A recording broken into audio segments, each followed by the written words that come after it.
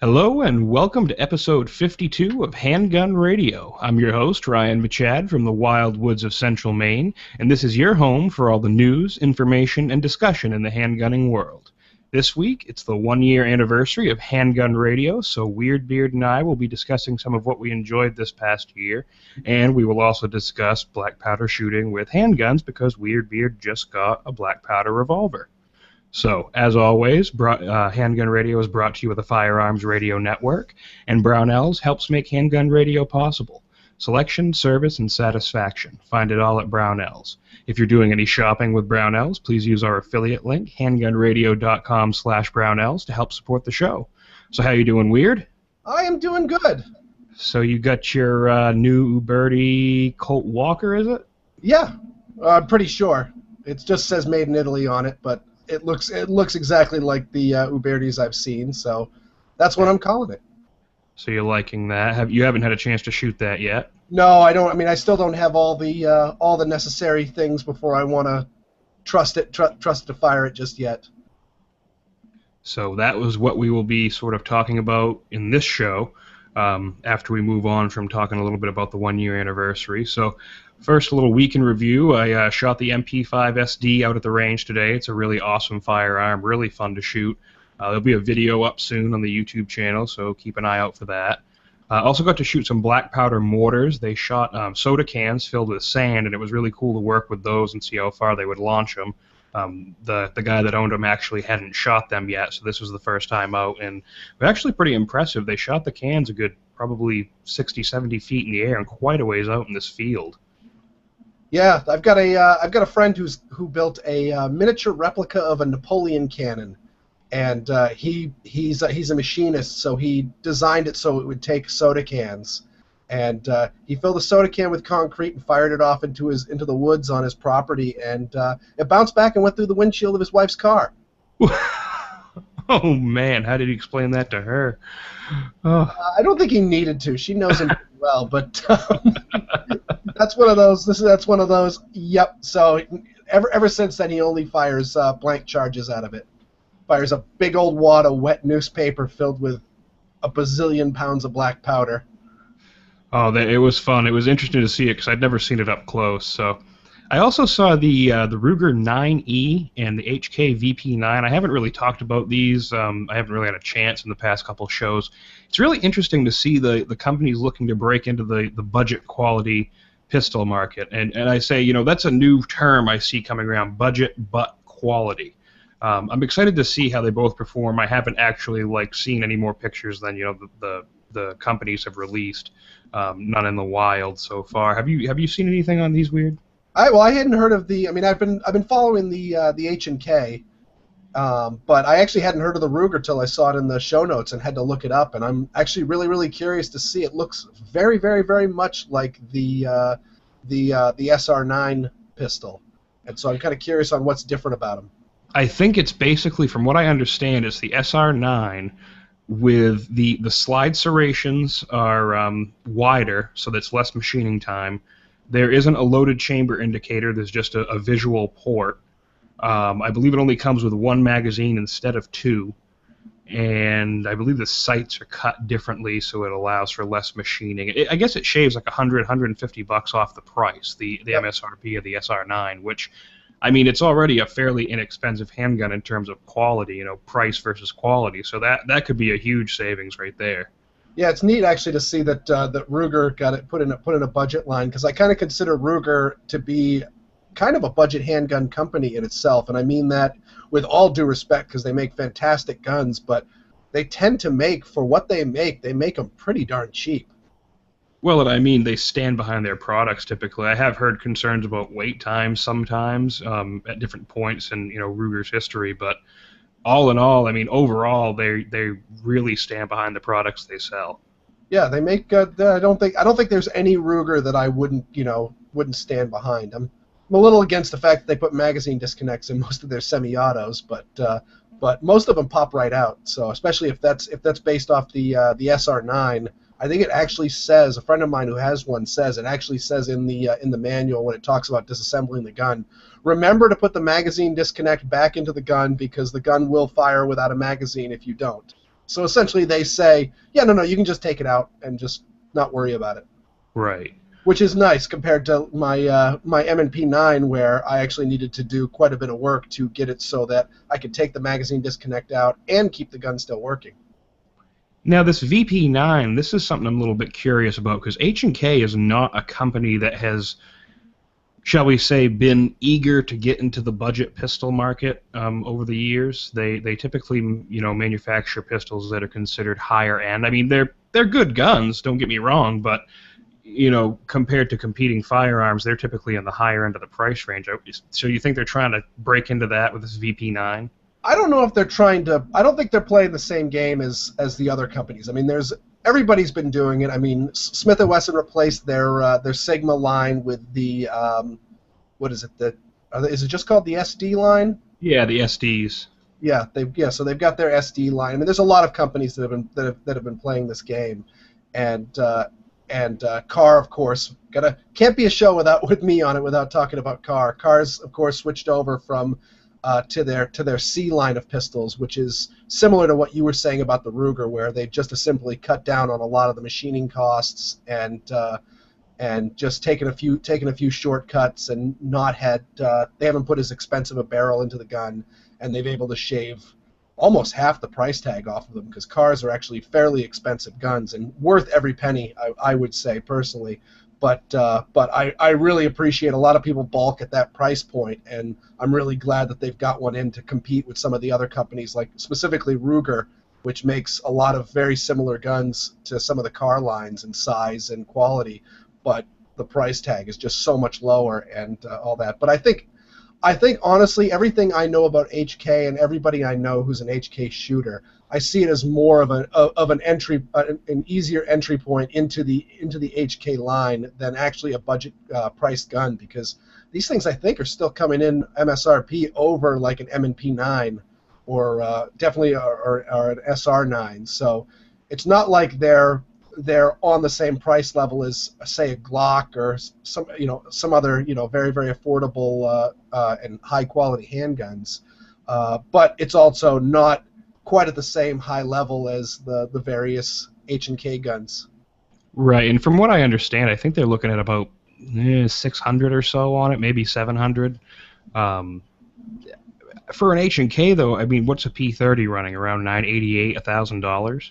Yeah, I think maybe a little bit less in the wild, but they're spendy guns. And right. I don't know if I can quite agree with spending all that money on them, but I know lots of people that are madly in love with them, and who am I to argue? If they're willing to pay it, then and they're happy with it, that's good. Well, the most of my experience with an H&K pistol is my dad used to carry one on duty, an H&K USP 40, and that, I mean, it was a smooth handgun. It was big. It was a very big gun, but I mean, it shot nice. Yeah, I've known a bunch of people that have USPs, and that's the H&K handgun. Besides some of their older guns that I've seen kicking around, is more of a, hey, have you ever seen one of these? Like the oh shoot, what's that little single stack 9mm with the roller lock? P7. No. The roller locked. The P7's the gas delayed. Oh, the P, is it the P9? Yeah, I think it's the PS9 or something like that. P9S. P9S. Yeah.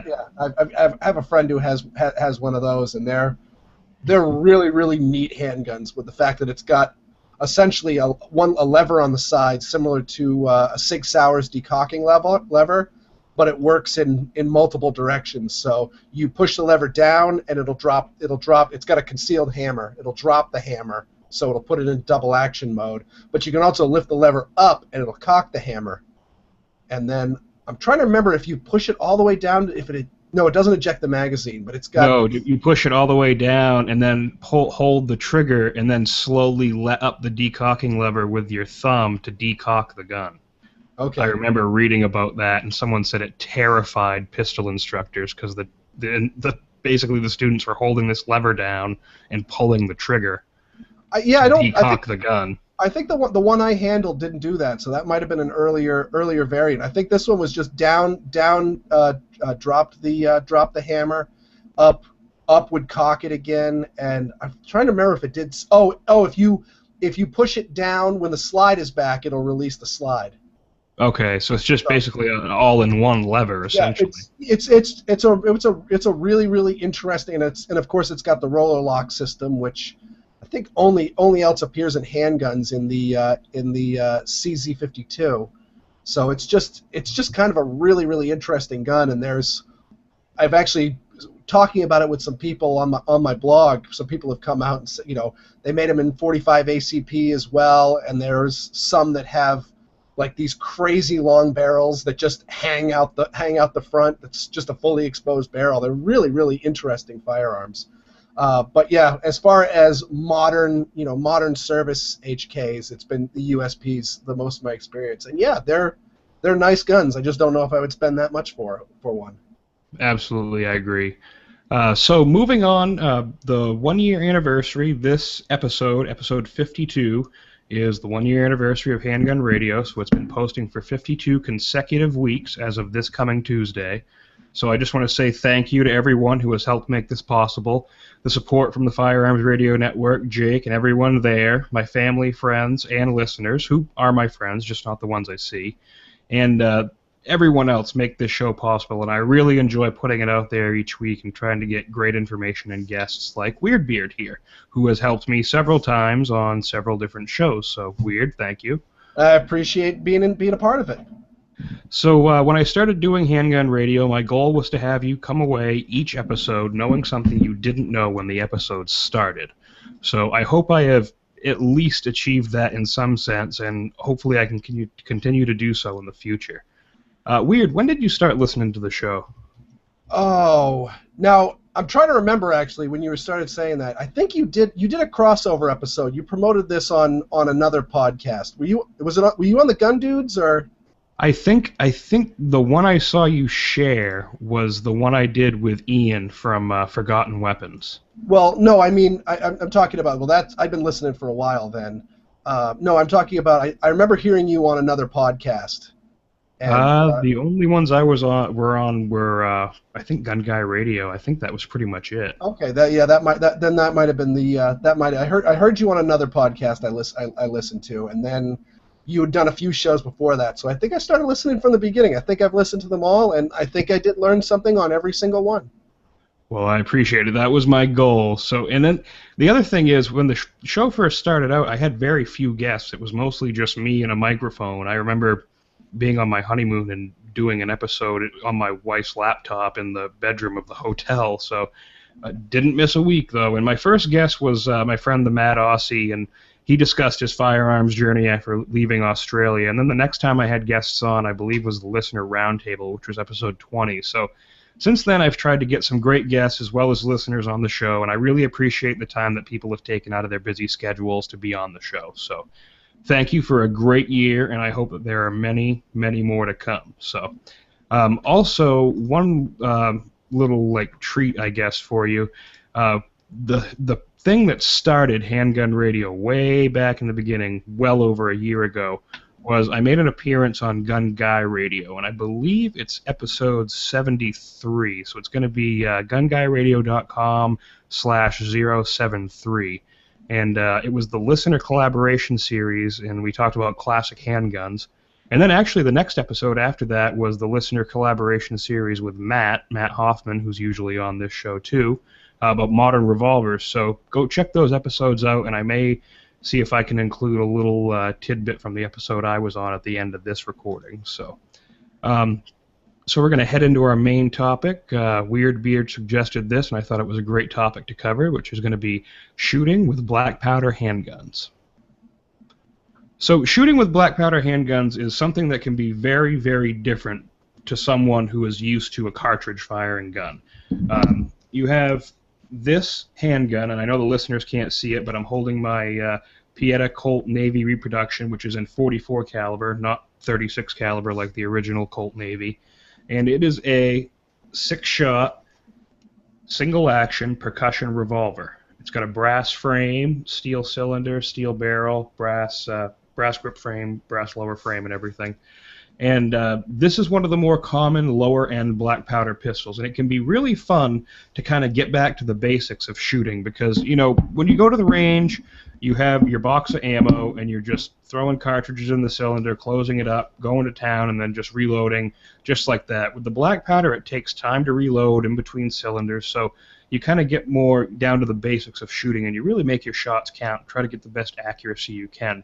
And one thing I was really surprised about when I first fired this gun was how accurate it was for a handgun. These guns are incredibly accurate. They have really nice single-action triggers.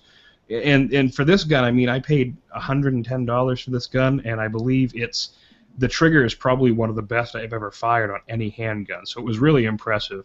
So Weerd, you just picked up an Uberti Colt Walker copy like we talked about. So why don't you tell us a little bit about your new black powder handgun? Well, I'll start actually with my history as well, which got me really interested in these things. I'll say right now, I do not like single-action revolvers. I've shot a bunch of single-action Army clones in various forms and replications, and either direct copies or all the way up to Ruger Super Blackhawks and things like that. And they're good guns and they're great guns, but I just don't like them. I specifically don't like kicking those shells out at the end of shooting them. It ruins the experience for me. And then one day I was at my gun club, and a dude had the now I don't know the exact. I mean, it's the only one they make, but Ruger makes it's a clone of a something or other. The Old Army. Yeah, the Ruger Old Army, which is essentially, it's all in stainless, so it's kind of a modern update. It's not really a replica. And this guy was shooting it, and I just said, "Oh, cool, let me have a look at that." And showed me all of that. And I'd already been hand loading at the time, so that was already a bug bitten. Is, oh man, it's like you're hand loading right on the range bench, and then I'd never handled one before, never shot one before, and logged very little time with single action revolvers. And he had the target strung all the way out to the end of the pistol range, which was probably, I think, about 50 feet or so. And I think I put 2 rounds through the same hole, and I was just like, and I wasn't even trying. I was just experiencing a new gun, and I'm just like, man, these things are really accurate. And of course, black powder has a totally different feel to it, and all the smoke and all the business. And yeah, ever since then I got interested in it. And as it turns out, actually one of the guns I was more interested in is the Walker Colt, for just how ridiculously big and powerful it is, but also all the appearances in some very cool movies, specifically The Outlaw Josie Wales. Awesome movie. And of course I think I'd mentioned that I was interested in either a Walker or the slightly updated version of the Colt Dragoon. And friend of the show, TJ, contacted me and said, I got one that, I'd rather not, I don't really shoot that much anymore. What do you say? And he, made an offer, on a good offer on the price, and shipped it up to me. And given that it's technically not a firearm, he could just do that. Well, and that is one of the perks of the black powder revolvers. When I ordered mine, it came right to my door because apparently, because it is a black powder firearm, it's not considered a firearm. It doesn't have to go through an FFL. Is that the way the law reads on that? Yeah, it's all firearms that take loose black powder are not considered firearms by ATF rules. Hence, also why you can just walk into any sporting goods store and pick up a 50 caliber inline muzzle loader, and yeah, it's the same as if you're buying like a pocket knife or a pop tent or anything like that. It's just a piece of sporting equipment, and the same thing goes with these things. It's also any gun that was made before 1899, and so I've actually got a couple other guns that weren't shipped directly to my door, but I could treat them as such. So the one important distinction to make, and one that a lot of people who haven't really read up on it sometimes don't understand, is the difference between black powder and smokeless powder. Black powder, for lack of a better term, explodes compared to the burning action of smokeless powder. Black powder is a mixture of several things, including sulfur, and it's also corrosive. Smokeless powder is a nitrocellulose-based and has more of a controlled burning action. Different powders, when it comes to smokeless powder, that is, burn at different rates and intensities. Smokeless powder usually has a pretty quick pressure curve, and it reaches a given peak pressure really fast. With black powder, there isn't such a variation. You have the black powder, and it comes in 4 different grain sizes, which are FG, FFG, 3FG, and 4FG. The different grain sizes that you use depend upon what firearm you're shooting. So the 1FG and the 2FG are appropriate for cannons, mortars, and the larger caliber black powder rifles. 3FG is typically used in the smaller bore rifles and also the cap and ball revolvers. And then 4FG is a pretty specific powder, and it's usually only used to prime the pan on flintlocks. Now, using any smokeless powder in a black powder firearm will typically result in the gun being destroyed and potentially injuring yourself or others. One thing you want to pay attention is, like, I've seen people talking about Trail Boss, which is a smokeless powder, saying, oh, it's just like black powder. Well, to someone who doesn't know a lot about reloading or about powders, they may hear that and think, oh, well, I can use that in my black powder revolver. No, you can't. It is a smokeless powder, and it will probably destroy your firearm. So if you shoot your firearm with real black powder, you definitely want to make sure you clean it really well to prevent damage, because the black powder is corrosive. I typically shoot a black powder substitute, Pioneer powder, and it works perfectly fine for me. So what have you found looking for the stuff you need, Weerd? So far what I've got is I ended up stopping by my local shop and found that they had a lot more than I was hoping for, especially given the current ammo shortages. I think they had a box of a brick of 22 for $40, and I passed on it. It was a Gila as well. But they had actually tons of caps. They had 451, I believe, or 452 balls, but TJ told me that 454 balls are what this thing seems to like. So I'm going to stick with him for that, and I don't really want to deal with patching balls my first couple of times out until I'm a little bit more familiar with this.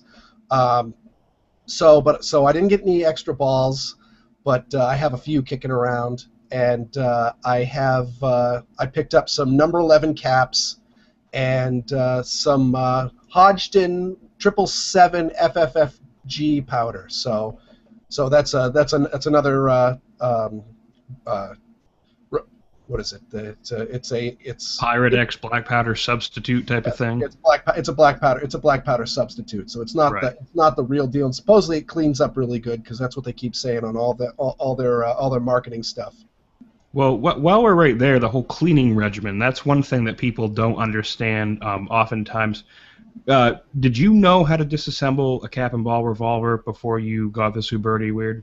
I looked it up, so now I do. But I had to go find some manuals and stuff, and it's like, okay, when I first got my cap and ball revolver, I was looking at this thing like, how in the world do I take this apart? I could take apart a Smith & Wesson and put it back together completely, right down to just the bare frame, in maybe a half hour. And this thing, I had to go on YouTube and look. So basically, you're going to take, and there's a wedge, and I know the listeners can't see this, but there are videos online. You're going to push that wedge out from underneath the barrel, and you're going to pull it all the way out to the left-hand side. Then you're going to place the gun on half-cock, and that causes the chambers to be misaligned with the barrel, and also the loading rod that's underneath the barrel of the gun. So what happens is you take and push the loading rod as if you were ramming a ball into one of the chambers, and it will push the barrel assembly right off the front of the frame. You can then take the cylinder right off the arbor pin. So there's the cylinder, and then you have the whole frame assembly with the hammer, so you can clean each part. And the easiest way I've found to clean each of these parts, especially with the black powder substitutes, is really, really hot water in the kitchen sink and a lot of dish soap. And I basically just take the parts, dip them in the water, and just swish them around. And oftentimes, like, just a couple quick patches through the bore and in the cylinders, and clean out the nipples, and basically the thing is completely cleaned. And with the hot water, it almost dries on its own, so you don't have any leftover water residue inside the barrel or anything. So do you leave the nipples on while you're when you're cleaning it? I have. Okay, because that's one of the things that I need to order, because I don't. Two things I definitely know that I need to order are is a powder measure so I can drop my consistent charges, and then also a nipple wrench, which actually needs to be a very specific tool for the walker, because I don't really know why it's different, because I'm not super familiar with these guns, but I need to get a walker nipple wrench, and I want to pop the nipples off before I fire it, just to make sure everything looks good and I can clean those all out real good, because this firearm was not brand new when I bought it. Right, and that's one thing I do have to do the next time I clean this, is take those nipples off, because I don't want it to have any rust on the threads or anything. So there are some questions when it comes to what you need to shoot black powder revolvers and not just be completely frustrated. So with some guns, they take different size caps. So you need the proper size, and most revolvers take number 10 caps. Some revolvers require the number 11 caps, which are slightly larger, and typically the number 11 caps are a little bit more available, I've found. Some people use number 11 caps on a nipple that is meant for a number 10 cap, and they pinch it to make it fit. The only reason I don't recommend this is because some people can believe it can lead to chain fires if the caps don't fit properly, jumping from one chamber to the next. You can replace the nipples on the gun to fit the cap size that's most readily available to you, so that might make it a little bit easier in terms of finding the right size. What does the walker take? Do you know? I believe it takes number 11. Okay, so are you going to change down to the 10s? Are those more available, or? The shop had only number 11s. They might have had a few 10s, so I think 11's the way to go. Okay. I know my gun, number 11s were too big. I had to go back and buy number 10s. Are you going to change out the nipples for 10 nipples? No, because actually the shop I went to had more number 10s than number 11s. Marvelous. Yeah, it was and by strange. the way, we've just got to go that if anybody's not a gun person and for some strange reason is listening to this, all the talks of nipples and nipple wrenches and balls and ball grease. Yeah, they could be a little bit confused if they came into the show at the wrong time. Usually when I'm doing my other podcast, when we talk about nipples and ball grease and stuff like that, it's we have a mature rated podcast. So second, and probably the most important thing, is you need powder. Like I said before, I recommend a black powder substitute, and simply for ease of cleaning. The real black powder, while it is fun to shoot, it just involves so much more in terms of cleaning, because you got to make sure you get every little trace of that stuff out from the gun, basically everywhere, just to make sure it doesn't rust or anything. So I use American Pioneer powder, and around here I could only find it in the 2FG granulation. So I definitely recommend, if you can, find the 3FG granulation. Yep. Oh, by the way, I want to do a quick geeky science nerd correction. Hold on. Of course, I don't have a webcam, so if you're watching this on the live or anything like that, you won't see me push my glasses up onto the bridge of my nose, but I just did. And I will point out that I'm pretty sure black powder is not actually corrosive. I believe it acts very, very similar to what we call corrosive primers in surplus ammo, in that it in itself is not corrosive, but the corrosion happens in the fact that it is a hygroscopic compound, and so therefore it will attract all the water out of the air around it and put it right next to your metal. And of course, we all know that water and metal with salts and impurities and whatnot is a great rust promoter. Yes, definitely. So thank you for that clarification. I kind of mix up my corrosive and my hydro, whatever you called it. Hygroscopic. It's a fun word. It's a nice $5 word. Oh. So the most important thing also when loading your powder is your powder measure. Most of the new black powder kits have a brass adjustable powder measure that comes with the gun. And in my opinion, this is an essential piece of equipment. I've heard people say, oh yeah, just stuff the chambers full and seat the ball. No, that kind of advice just makes me tear my hair out. You need to measure each charge so that way you know what you're shooting. I mean, if you have a really accurate load, how are you going to know what it is and be able to repeat it without measuring the charge? Some powder flasks have a set measure built into the nozzle. I personally don't like these because it can allow the people who artists familiar with black powder guns, to pour the powder directly from the flask into the chamber. Don't do this. The gun could still have an ember smoldering in the chamber, which can ignite your charge and your flask and basically turn it into a hand grenade. So that would make for an unpleasant day at the range. Now, have you ever had that happen? I have not, because I fill the chambers individually, flask into the measure into the gun. Okay, but have you had a charge flash up on you? Nope. Okay, because I always wonder, especially, I mean, the most things that I've seen shot is, of course, cannons between in reenactments and other events and all that, and they'll take a wet mop and run it down the bore just to kill all the residual black powder inside the gun. And I was wondering, man, should I bring like a bottle of water and some and a jag and run a patch down through the bore between shootings just to make sure everything's cooled down?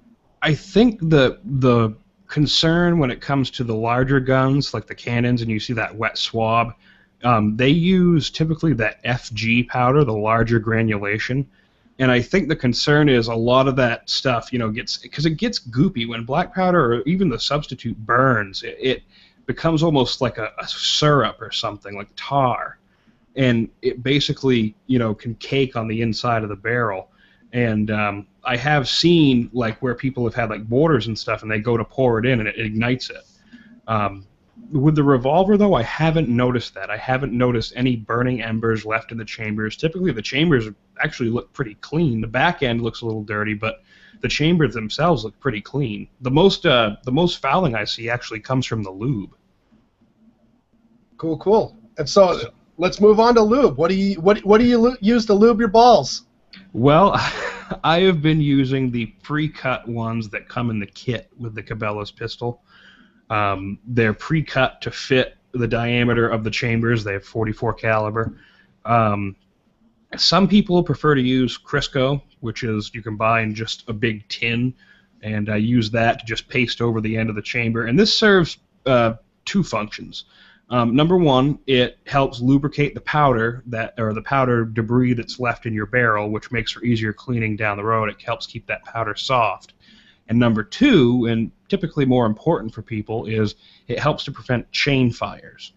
Now, when we say chain fire, we mean basically a chain fire is where the chamber you're firing goes off, and the flame from that shot jumps to another chamber and ignites that one, which isn't aligned with the barrel, and potentially ignites all the other chambers and fires those rounds off while they're not in line with the barrel, which can be a very unpleasant experience. So one way you can fix that is by using the lube, or number two, you can use an oversized round ball. So for me, I use 4.51 in my Pieta Colt Navy. It's a 44 caliber, and when I seat the ball, it shaves off a ring of lead. And when I see that ring of lead, I know that there's a tight seal between the chamber wall and the side of that round ball. And that's going to also help to ensure that none of those sparks jump to the other chambers.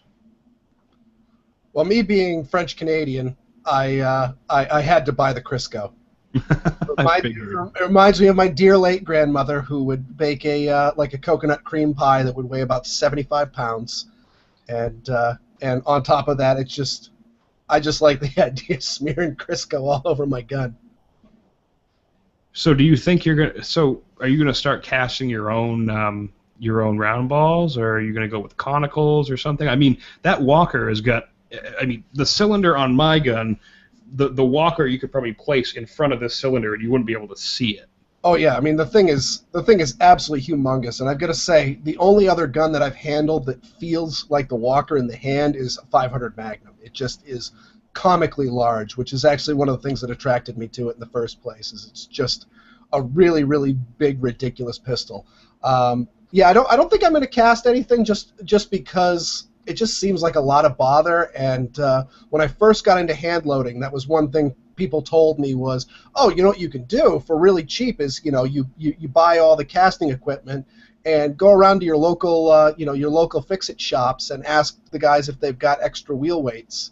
and you can just melt down the lead wheel weights for balancing tires, and ta-da, you've got yourself some free lead. Or other people I've heard say, oh, go to your local gun club and just start digging in the berm, and you'll eventually come up with big old chunks of lead.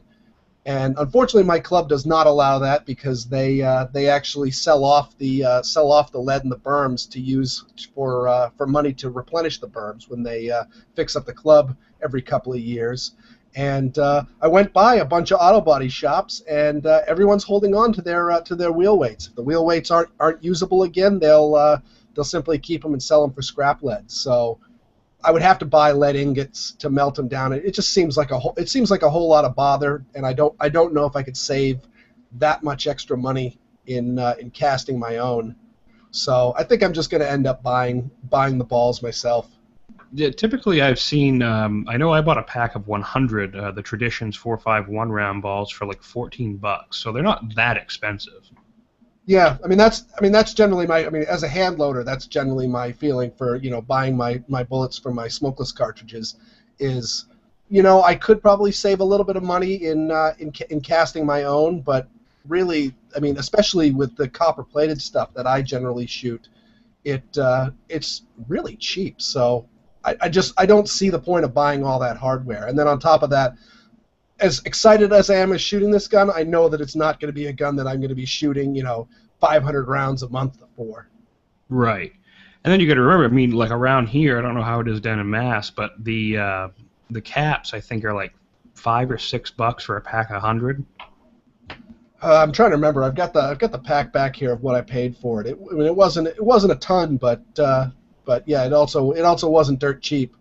Right. And then but the thing of powder will last for quite a long time, because you're not doing massive charges. In your gun you're probably doing a little bit more. I remember hearing the Walker would take rifle size charges. Yeah, I think you can max it out to 60, though I've heard some things online that say that that's really not recommended for daily feeding, because it will beat up your gun. I think what I mostly see online is that a charge of 40 grains will do the trick. Right, and then also that's one other thing to note. Different charges and basically just the different charge weights will change your accuracy level in your handgun. I know the manual that came with my pistol recommended 18 to 20 grains as a charge weight starting out, and that was just wildly inaccurate. The rounds were hitting way low. So I went up to 30 grains, and I found that that's the most accurate for this gun. It's a really accurate firearm. When we say they're accurate, it's astounding when you first shoot them. Now here's something I've seen with other people shooting. Have you ever tried using a filler compound? Like I've seen people use cornmeal, or more commonly cream of wheat, as a inert packing agent for using really light charges. I think, well, that is one reason for it right there, using a light charge, but I think the other reason for it is some people believe that seating the round ball at the very mouth of the chamber gives the best accuracy. I don't know if that's true or not, because I've never had a problem with accuracy in my gun, seating it just as tight as I can down on the powder. And maybe that's because I'm using 2FG instead of 3FG. So it's easier to do with that powder granulation. Maybe with 3FG I would need some sort of a filler in my gun. Yeah, I don't know how much that would help out your accuracy. I know in rifle cartridges, I've definitely known some people that will seat their bullets longer than factory spec, or seat their bullets higher than factory spec, so that for bolt action rifles, this is not recommended for semi-autos, but for a bolt action rifle, so that when they're pushing that round in and locking the lugs into place with the bolt, they're actually getting the round seated into the lands of the rifling, and so that way the bullet's being supported the whole way. It's not jumping the crimp and then traveling that very, very short distance before it hits the lands and screwing into the lands of the rifling. But I mean, that's not going to ever be the case with a revolver, because it just won't work. Right. No, these are. It's interesting because you think they're so simple, but there are a lot of things to consider when you're looking at one of these guns. And I've also one common thing I've heard is, oh, black powder is not as loud as a regular smokeless powder, so you don't need to wear earplugs. Yes, you need to wear earplugs. Just because it's black powder doesn't mean it's any less loud. Have you tried shooting it without earplugs, just to test it out? I had one fall out, and I didn't realize it because I wear the ones that go into my ear, and it wasn't in securely, and I realized it once I pulled the trigger. It's like Hitchcock 45 says, whenever he doesn't put his hearing protection on, he's always the first one to know. Yep. Well, I've actually got a my go-to ear protection recently has been the Surefire in-ear plugs, and those things have little have plugs on the outside, which is really, really cool, where you can unplug them so there's a small air channel in there, and they're really, really neat plugs. Just to look at if anyone's interested, especially if I actually was thinking about I'm thinking about taking up hunting. Of course, also I have a small baby, so we'll see when I can make that happen. And also, given that I live in Massachusetts, that means that if I'm going to go hunting, I'm probably going to go hunting on some friends' land up in Maine. So that's a whole different rabbit hole to dive down. If you pull the baffles, if you pull the plugs out of the ear thing, so you've still got the baffled plugs going into your ears, but there's a little air channel going down the middle, and I find that you can hear like someone speaking in a very, very quiet voice very, very easily, but at the same time it does knock down the noise protection a lot. But at the same time, the first time I was testing them out after buying them, I popped them open and walked into the indoor range at my club, and quickly walked out to plug them back up. But I did find that while I did find it unpleasantly loud, it wasn't making my ears ringing as if someone had touched off, because it was actually someone shooting an AR with a muzzle brake. So it was a substantial amount of noise. But it wasn't enough that my ears were ringing. It was just enough that I don't want to hear that anymore. Right. So do you have any more questions about black powder handguns before we wrap up the main topic? Have you ever tried patching your balls? I have not. The only reason is because there have been times I use Crisco sometimes, but like one time I forgot the lube. But the thing is, I use the oversized round balls, so they shave the lead, and I prefer just to do that, just to help ensure there aren't any chain fires. Yeah, because I've got one little thing that's kind of whispering in my ears. Is I actually bought. I didn't read the packaging properly, and when I popped open the box, I had a box of just lead round nose 45 ACP bullets, so 230 grain round nose, and so that's, I suspect, given everything I've seen, they're 452, and so that's probably going to be a little bit undersized for the cylinders of the revolver. But at the same time, it's a rifled barrel gun, so it will be able to stabilize a conical bullet instead of just shooting a ball. And so it's not anything I'm going to dive into my first trip to the range, but it's something I'm interested in getting into, is seeing if I can cut a little cotton patch. I've got a year's supply of old T-shirts that I use for my cleaning rags in the armory down here, and I'd like to see if I could patch those to use them so they'll fit snugly into the bore and engage the rifling. But I'm not really sure exactly how to do it right. Basically, I would just measure out, like, set one of the bullets down on the T-shirt and then cut them out and see how that wraps around it. I mean, you would only want to do the bearing surface, I would think, on the bullet, just the flat part where the bullet would crimp, and then as long as that works, and just see if it fits snugly. As long as it fits fairly tightly, you should be all right. And then if you use the lube, that'll help prevent any chain fires. Yeah, no, I definitely think I'll want to, since Crisco's so cheap, I'll definitely want to be keeping the chambers all sealed up with lube. Right, but that would be nice to be able to use up those lead ones. Yeah, and also being interested to try out conical bullets in this thing, because conical bullets are awesome. I wouldn't recommend, if anybody's thinking about this, using jacketed pistol bullets, though, because I'm not sure the black powder would even get it out of the barrel, and you could have a kaboom. So. Yep, or at least a stuck round, which is no fun. Right. Also, I don't know what the specs are built on the barrel, if the barrel could handle it. I mean, I'm not sure if they can. Yeah, I mean, it's one of those things like if you're buying a shotgun, you want to make sure that your shotgun barrel is rated for steel shot, because there are definitely shotgun barrels out there that are designed just to take lead.